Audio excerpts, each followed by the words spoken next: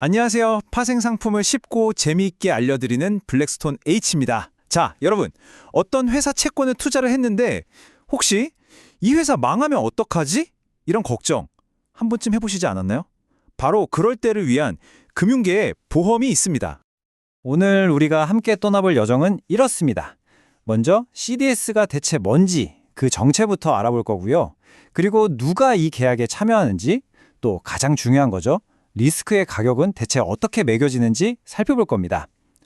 그리고 이 상품이 어떻게 전 세계 금융시장을 한번 뒤흔들었는지 그 흥미진진한 이야기까지, 마지막엔 생각해볼 만한 질문도 하나 던져드릴게요. 좋습니다. 그럼 바로 첫 번째 순서로 들어가 볼까요? 금융계의 보험증권이라고도 불리는 이 신용부도수합 CDS가 도대체 뭔지 그 개념부터 확실하게 짚고 넘어가 보겠습니다. 자, 쉽게 말해서 이런 거예요. 제가 어떤 회사 채권에 샀는데 이 회사가 좀 불안불안해요. 망할까 봐 걱정되는 거죠. 그럴 때 제가 이 CDS라는 걸 사는 겁니다. 일종의 보험에 되는 거죠. 그러면 만약에 정말 만에 하나 그 회사가 채무를 못 갚게 되면 제가 입을 손실을 보상받을 수 있는 그런 안전장치가 되는 겁니다. 자, 그럼 이 금융보험 대체 누가 팔고 누가 사는 걸까요? 이 계약에 등장하는 두 주인공이죠. 바로 보장 매입자와 보장 매도자를 만나보겠습니다. 이 계약의 흐름 생각보다 아주 간단합니다. 보세요. 채권이 부도날까 봐 걱정되는 쪽, 바로 보장 매입자가 있죠. 이 사람은 꾸준히 보험료, 그러니까 프리미엄을 냅니다. 그럼 그 돈을 받는 보장 매도자는 뭐라냐? 오케이, 그 위험 내가 떠안을게. 대신 진짜 부도가 나면 내가 내 손실 막아줄게 하고 약속하는 거죠. 제가 이 회사 채권을 들고 있는데 혹시라도 부도가 날까 봐 밤잠을 설칩니다. 만약 그런 일이 생기면 제 손실을 좀 막아주실 수 없을까요? 물론이죠. 걱정 붙들어 매세요. 대신 제 보장을 받는 대가로 저한테 정기적으로 수수료, 그러니까 CDS 프리미엄만 내시면 됩니다. 그 위험 제가 가져갈게요. 바로 이겁니다. 보장 매입자와 보장 매도자가 특정 회사, 즉 준거 기업이 파산 같은 신용사건을 겪을 경우를 대비해서 맺는 계약, 이게 바로 CDS의 핵심 구조라고 할 수 있죠. 간단하죠? 자, 그럼 가장 궁금한 게 이거죠. 이 위험을 떠넘기는 데 드는 비용, 즉 보험료는 과연 얼마일까요? 이제 숫자를 보면서 리스크의 가격이 어떻게 정해지는지 한번 파헤쳐보죠. CDS 가격은 보통 스프레드라고 부르는데요. 베이시스 포인트, 줄여서 BP라는 단위로 표시해요. 어렵게 생각할 거 없고요. 100bp가 그냥 1%라고 보시면 돼요. 그러니까 지금 보시는 90bp는 연간 0.9%의 비용이 든다는 뜻입니다. 자, 예를 한번 들어볼까요? 1억 달러짜리 채권이 있다고 칩시다. 이걸 90bp, 즉 연 0.9%의 비용으로 보험에 드는 거예요. 그럼 1년에 내야 할 총 보험료가 90만 달러가 되겠죠? 보통 이걸 분기별로 나눠서 내니까 4로 나누면 매 분기 22만 5천 달러씩 보장 매도자에게 내게 되는 겁니다. 자, 그런데 만약에 진짜로 그 회사가 부도를 내면 어떻게 될까요? 지금까지 꼬박꼬박 보험료만 받던 매도자는 이제 약속을 지켜야 할 시간이 온 거죠.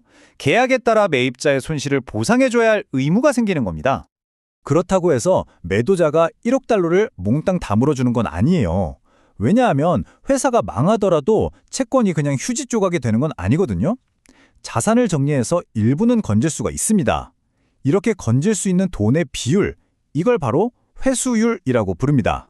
그래서 보장 매도자가 실제로 지급하는 돈은요, 총 원금에서 이 회수율만큼을 뺀 금액, 그러니까 진짜 손해본 액수가 되는 거죠. 공식은 간단해요. L 곱하기 1 빼기 R. 만약 1억 달러짜리 채권의 회수율이 40%다? 그럼 4천만 달러는 건진다는 얘기잖아요. 그러니까 보장 매도자는 나머지 6천만 달러만 지급하면 되는 겁니다. CDS 계약 하나만 놓고 보면 참 간단하고 유용해 보이죠. 그런데 이게 수천, 수만 개가 모여서 금융 시스템 전체로 퍼져나가면 과연 어떤 일이 벌어질까요? 여기 타임라인을 한번 보시죠. 정말 어마어마합니다. 2000년대 초반에 폭발적으로 성장하기 시작하더니 2007년에는 시장 규모가 명목 가치를 8조 달러가 넘었어요. 그런데 바로 다음에 2008년에 금융위기가 빵 터지죠. AIG 같은 세계적인 보험사들이 이 CDS 때문에 줄줄이 무너질 뻔했습니다. 이 엄청난 사건을 겪고 나서야 비로소 시장의 규제와 투명성이란 게 도입되기 시작한 거죠. 그럼 대체 왜 이런 일이 벌어졌을까요? 이건 한마디로 퍼펙트 스톰이었습니다. 첫째, AIG 같은 몇몇 회사에 리스크가 너무 심하게 쏠려 있었어요. 둘째, 계약이 투명하지 않아서 누가 폭탄을 얼마나 들고 있는지 아무도 몰랐고요. 셋째, 모든 금융사가 거미줄처럼 엮여 있어서 하나가 쓰러지면 도미노처럼 와르르 무너지는 구조였습니다. 마지막으로 투자자들은 어차피 보험 들었잖아 하면서 겁없이 위험한 투자를 해댔죠. 이런 것들이 다 합쳐져서 거대한 재앙을 만들어낸 겁니다. 결국 이 한 문장이 모든 걸 말해줍니다. 계약 하나하나는 아주 단순하고 유용한 도구였을지 몰라도 이게 수없이 얽히고 설키니까 금융 시스템 전체를 위협하는 누구도 통제할 수 없는 괴물이 되어버린 거죠. 자, 그럼 지금까지 우리가 살펴본 내용들을 한번 깔끔하게 정리해보고요. 마지막으로 여러분께 생각해볼 만한 질문 하나를 던져드리면서 마무리하겠습니다. 오늘 내용 딱 3단계로 정리해드릴게요. 첫째, CDS는 뭐다? 신용 위험을 사고 파는 보험이다. 둘째, 거래는 어떻게? 매입자는 보험료, 프리미엄을 내고 매도자는 위험을 떠안는다. 마지막, 셋째, 그 영향은 원래는 유용한 도구였지만 규제 없이 너무 커져버려서 2008년 금융위기의 주범 중 하나가 되었다. 이 세 가지만 기억하시면 됩니다.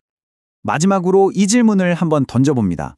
만약에 CDS처럼 리스크를 사고 파는 상품이 아예 없었다면 우리 금융시장은 더 안전했을까요? 아니면 그냥 효율성만 떨어졌을까요?